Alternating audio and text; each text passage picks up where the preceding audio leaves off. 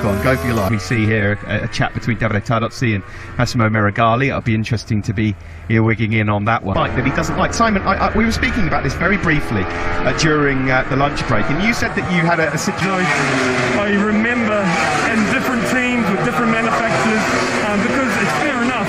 But out for me is, look, I had a good year in '97 with Kawasaki World Superbike. It got me a ride in changed tyres. It didn't go well. I couldn't go fast on the other tyre brand, so the team got rid of me.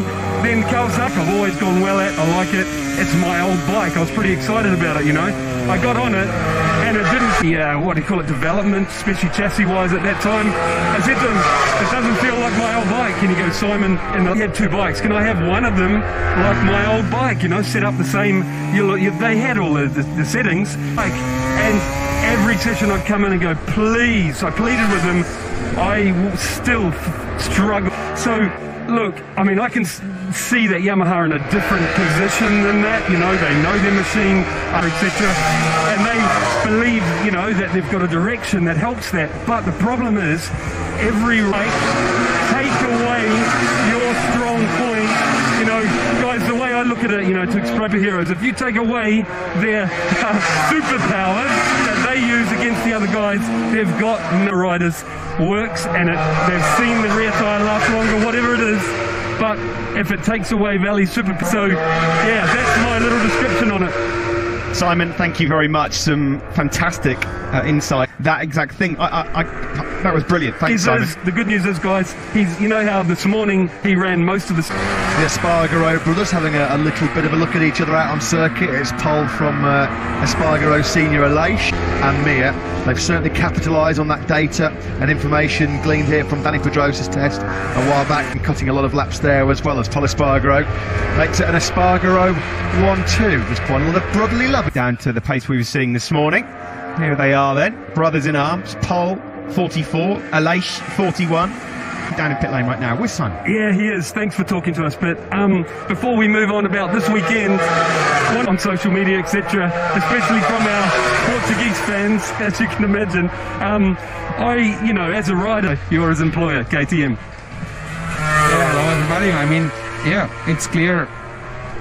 I mean, there's so much pressure and stress going into the first corner in MotoGP, and then you cannot expect from Brad to be already that stable that he just tried to go hard into that first turn to secure a good result for us. So all good. Both guys shake hand, and then I'm so glad you see it like that. Like from my opinion, every rider does it, you know. And I even saw that legend do it, you know, take out Kevin Schwantz and a couple others.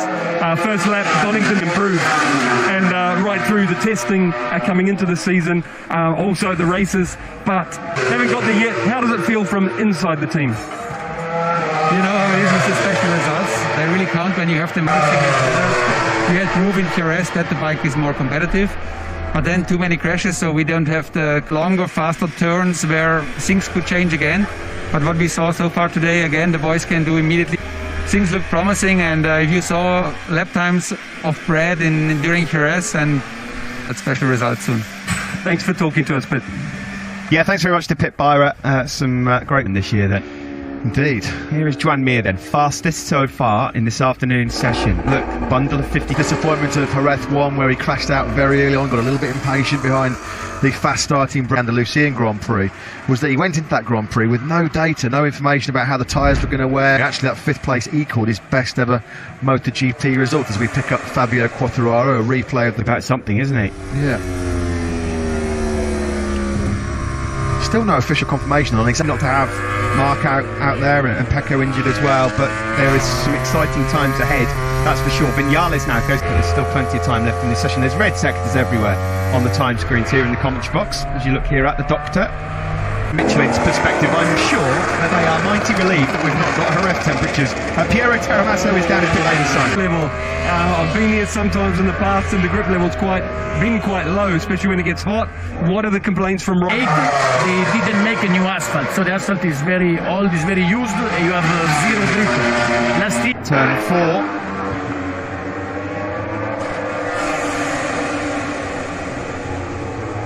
Yeah, even more so now. He's creaming it. Nearly a 9/10 up now as Morbidelli shows what you can get out of a soft Fabio across the line, and we'll catch up and see what's wrong with his teammate Fabio Quartararo across the line from Morbidelli. He is fastest. That's incredible. Look, no one will talk to me at the moment in the team because they're all around Fabio trying to figure out, but that rear shock's... Yeah, thanks for that, Simon. No surprise to see he's playing around with rear shock settings. I mean, we just saw him there, that Yamaha, waving and chucking him out the seat. Traction control working overtime. Here's Pol Espargaro move up into the top 3 or 4. I reckon it's fair to say that maybe at the Rider Safety Commission the word resurface might because this is not normal Brno on the first day. Pol Espargaro up in sector 1. His teammate Binder did go up in right now with Oliveira just behind them.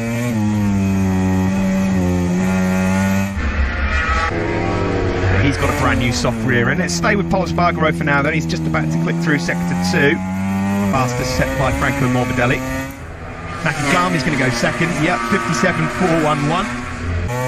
Now this is where the riders are getting problems getting that rear tyre hooked up. Let's have a quick listen here to Pol Espargaro going up Horsepower Hill. Yeah, you can hear it whining there, can't you? But not a bad lap anyway. Because lose a tenth or two in the final sector should put Pol Espargaro up into second place.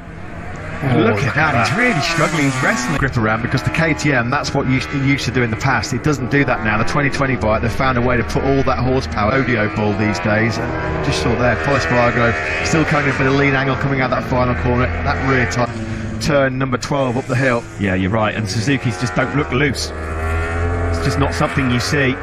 No grip. This would have been tailor-made for Marc Marquez. These are conditions where he French rivals at the moment as well, doesn't he? I mean, nothing's really gone his way French-wise so far in 2020. Hey guys, speaking of French... Everyone. Yes, stand back.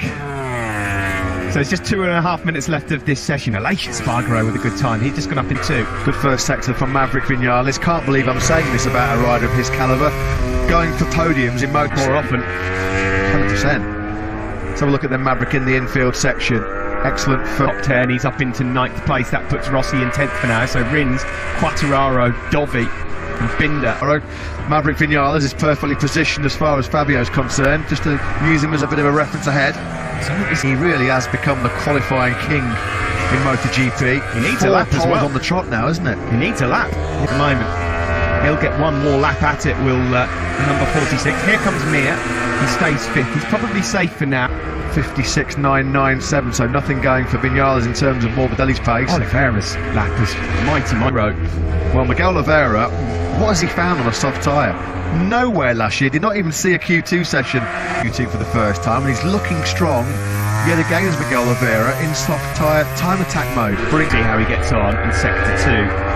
Yamahas and Suzuki's not too shabby through here. It's that practice 2. Yeah, you know that the Yamahas and the Suzukis, they rely so heavily, certainly with this new Michelin. So will that just negate the advantage that the Yamahas and the Suzukis have? They'll be working on their setup to try and get that little...